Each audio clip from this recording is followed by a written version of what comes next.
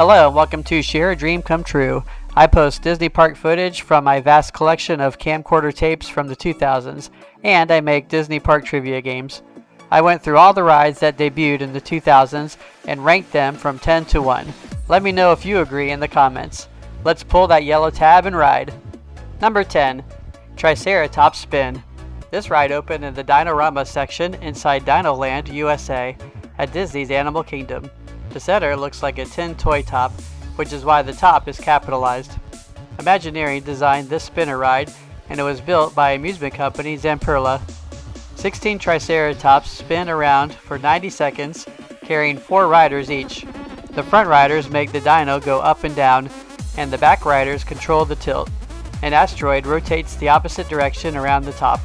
My son and I rode this on the last day, January 12th, 2025. And we made it on the 6th to last spin. Number 9. Mission Space. This ride was go for launch on August 15th, 2003. It replaced Horizons, so I always had a little animosity toward it. The attraction's front entrance, Planetary Plaza, features no straight lines, and the moon shows locations of landing sites on it. In May 2006, Mission Space began the green team, non-spinning, and the orange team, spinning. Inside the queue, you can see a 35-foot gravity wheel with a Horizons logo in the middle. The attraction story takes place in 2036, and we are at the International Space Training Center, the ISTC. Before the flight, each person is assigned a job. Navigator, you adjust the pitch. Pilot, you trigger first stage separation. Engineer, you extend the wings for landing. Commander, you go make me a sandwich. Inside the simulators, air blows on each person to prevent motion sickness. Each centrifuge has 10 capsules, and each capsule holds 4 people. The mission lasts 4 minutes. Riders experience 2.6 Gs, more than twice the force of gravity. Motion sickness bags were added to the ride a few months after opening. The centrifuge was built by the Environmental Tectonics Corporation of Pennsylvania.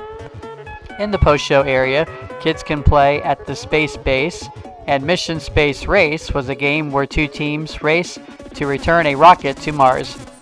The Mission Space gift shop has a Horizons logo on the cash register counter, the best part of this shop. And it has astronaut ice cream. Number 8. Magic Carpets of Aladdin. Adventureland and the Magic Kingdom debuted a whole new ride on May 23, 2001, just in time for the summer crowds. Similar to Dumbo the Flying Elephant, this ride spins guests around, but they travel on magic carpets. This ride was cooler than Dumbo when it came out because it could seat 4 people instead of 2. The front riders could make it go up and down, and the back riders could make it tilt forward and backward. My son and I rode this once, and we were the only ones on the carpet, and we sat on the back.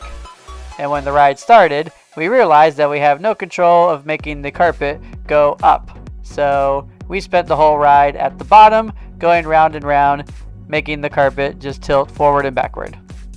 The ride lasts about 90 seconds, and it was manufactured by Zamperla. Guests need to watch out for the 2 camels, because they are especially good at expectorating. Patooey! These camels came from Aladdin's Royal Caravan, an old parade from the Disney MGM studios. This ride can also be found at the Walt Disney Studios Park in Paris, soon to be Disney Adventure World, and at Tokyo Disney Sea. Number 7. Primeval Whirl. This spinning Wild Mouse style coaster opened a few months after Chester and Hester's Dinorama in Disney's Animal Kingdom on April 18, 2002. It was built by Reverchon Industries and had 2 identical sides to help raise capacity, but the queue was always super slow to me. It was designed by Disney to be a cheesy time travel roller coaster. Guests would pass dinosaur cutouts and fake asteroids. The ride time was about 90 seconds, and it went up to 29 miles per hour. The name sounds like Primeval Whirl from the 1964 World's Fair and the Disneyland Railroad. In 2019 and 2020, it operated seasonally, and after a January 4th, 2020 seasonal close, it became extinct. It was removed in 2021. Even though I was not too fond of this ride, it was sad to see it being demolished behind the wall when I rode TriceraTop Spin. Number 6. The Seas with Nemo and Friends. Finding Nemo was a hit Pixar film from 2003. After the success of that movie, Disney started adding Nemo exhibits to the Living Seas Pavilion at Epcot. Turtle Talk opened the next year in November 2004. Bruce's Subhouse was an exhibit that was added, as well as the addition of Nemo characters into other parts of the Living Seas. The pavilion was renamed The Seas with Nemo and Friends and soft opened in October 2006.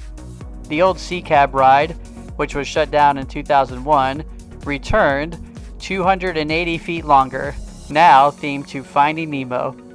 Like the movie, Marlin is again trying to find his son Nemo with the help of Dory.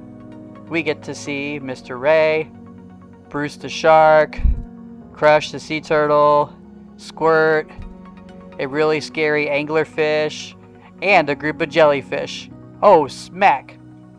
As sad as I was to see the classic 1980s Epcot Center attractions from my childhood removed, I was not a fan of the Sea Cabs, and I was much happier with the Nemo ride. Number 5. Gran Fiesta Tour. The Mexico Pavilion opened with Epcot Center on October 1st, 1982. At that time, it was the only pavilion with a ride, El Rio del Tiempo, the River of Time, a serene boat journey through the history and culture of Mexico. On April 6, 2007, the ride was reimagined as the Gran Fiesta Tour, starring the three Caballeros. Disney added classic characters from the 1944 animated film. Although only the rooster, Panchito Pistols, is Mexican, it also features the American Donald Duck and the Brazilian parrot, Jose Carioca. Many scenes are similar to El Rio del Tiempo, but with the three Caballeros added to them. The ride path is the same. The attraction was designed by Disney Imagineering and directed by George Scribner, who also did Mickey's PhilharMagic. Aerodynamics, who made flumes for It's a Small World and Pirates of the Caribbean, built the water flume for this ride. A super cool upgrade in December 2015 was the addition of the old audio animatronic Three Caballeros from the Mickey Mouse Revue, which closed at Magic Kingdom in 1980 and moved to Tokyo. The figures replaced the old screen concert in the finale. 16 passenger boats keep the line moving pretty quickly, and there's no lightning lane. This ride is muy bueno. Number 4. Journey into Imagination with Figment. Here is another classic Epcot Pavilion that was rethemed. Journey into Imagination with Figment opened on June 1st, 2002 at the Imagination Pavilion, replacing the short-lived Journey into Your Imagination, which disappointed guests from October 1999 to October 2001. The original version, and the best version, was Journey into Imagination, sponsored by Kodak, which opened on March 5th, 1983, a couple months after Epcot Center opened. This was the figment of my childhood. It sadly closed in October 1998. In the current version, guests take a 6-minute tour of the Imagination Institute's open house, experiencing the sensory labs and Figment's upside-down house.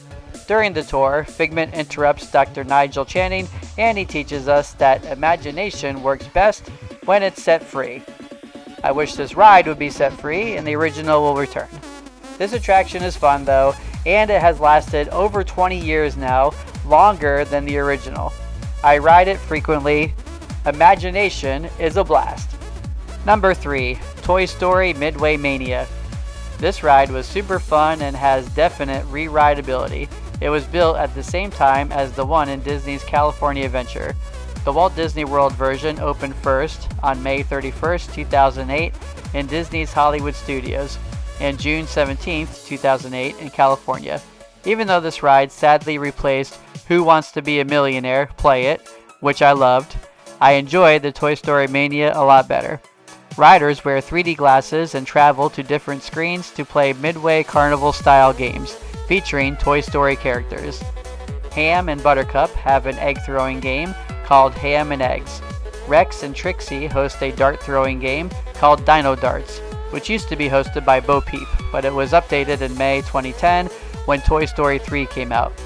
The Green Army men have us breaking plates in the game Shoot Camp. I am not your mother, break those plates! The green Toy Story aliens are in Flying Tossers, the ring toss game. Last is the Western Suction Cup dart game, Rootin' Tootin' Shootin' Gallery, which kills my arm. The whole ride lasts around 5 minutes, and 8 players cycle through the games. At the end, you can see who was the best player. In 2016, a third track was added to help increase capacity. When the front entrance moved from Pixar Place to the new Toy Story Land in 2018, the name shortened to just Toy Story Mania. I love this ride. Number 2, Soarin'. In 2005, we celebrated Disneyland's 50th anniversary, and over in Walt Disney World, we got 4 new attractions imported from Disney parks around the world. The greatest of those imports was Soarin' from Disney's California Adventure. On January 3rd, 2004, Food Rocks gave its final bow at the Land Pavilion in Epcot. Soarin' opened in its place on May 5th, 2005. When it opened, there was a Concourse 1 and 2, 2 separate Omnimax theaters, and in 2016, a third concourse opened, along with the new film Soarin' Around the World. 87 gliders ride in 3 rows of seats hung in front of a screen for an immersive 15-minute sight and smell experience. In 2005, the queue had giant pictures on the wall that would change. Around 2009, infrared technology was used so guests could play an interactive game on the wall. In 2022, guests could play the Soarin' Challenge trivia game using their mobile devices. Guests who are nauseated from this type of ride, like my mom, can wait in the airport-looking waiting area, which is where the Fast Pass machines used to be. I am a fan of the original Soarin' Over California film rather than the updated Soarin' Around the World, which uses a lot of CGI and scary transition cuts. And now it's on to the best ride of the 2000s. My number 1, Expedition Everest, Legend of the Forbidden Mountain. This amazing $100 million roller coaster officially opened on April 7th, 2006. During the construction, 3 separate structures were made: the Forbidden Mountain, the roller coaster, which was built by Vekoma, and the Yeti. All 3 structures do not touch each other. It was the most expensive roller coaster in the world until Hagrid's Magical Creatures Motorbike Adventure opened at Universal's Islands of Adventure. At 199 feet, the Forbidden Mountain is the tallest artificial mountain in the world and the tallest ride at Disney World. The structure is made from 1,800 tons of steel, painted with 2,000 gallons of paint, and contains over 200,000 square feet of rockwork. Guests are free to explore the fictional village of Circazone, where the Himalayan Escapes Tours and Expeditions Company takes people to the base camp of Mount Everest using old mountain railroads. The tall mountain in the ride is not Everest, but rather the Forbidden Mountain, the mountain the trains are going to courageously steam through to get to Everest. If you are looking at the attraction, Mount Everest is the barren background mountain on the right. Forced perspective is used to make the mountain look off in the distance. In the queue, explorers enter the Himalayan Escapes office, walk through a temple, past a tea garden, through an equipment room, and then through a Yeti museum. Once on the train, explorers travel through the forest and then climb really high into the snowy peaks.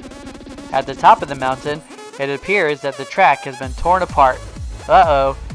The train takes a plunge backward through the mountain into a cave, where riders can see the shadow of the Yeti tearing up more tracks. The train goes forward again, making a big drop out of the mountain. It passes through a cave where a 25-foot tall Yeti gives a loud roar. After exiting, guests venture into their final excursion, the gift shop. This roller coaster is the first one Disney built that goes forward and backward. There's about a mile length of track, and the whole experience takes 2 minutes and 50 seconds. The Yeti was glorious in its opening days, swatting his hand down at the expedition train, and it made me scream like a girl. This impressive A-mode Yeti moved so fiercely that it broke the foundation it was attached to a few months after opening. Since then, Disney has operated the Yeti in B-mode, which has strobe effects on it to make it appear it is moving, so fans call it Disco Yeti. but its real name is Betty. Out of all the rides that opened in the 2000s, I have ridden Expedition Everest the most, and it is my favorite ride from that decade. Which ride is your favorite from the 2000s? Post it in the comments below. If you love seeing old park footage from the 2000s, or if you love to play Disney Park trivia games, then subscribe to my channel. New videos are posted weekly. Thanks for watching.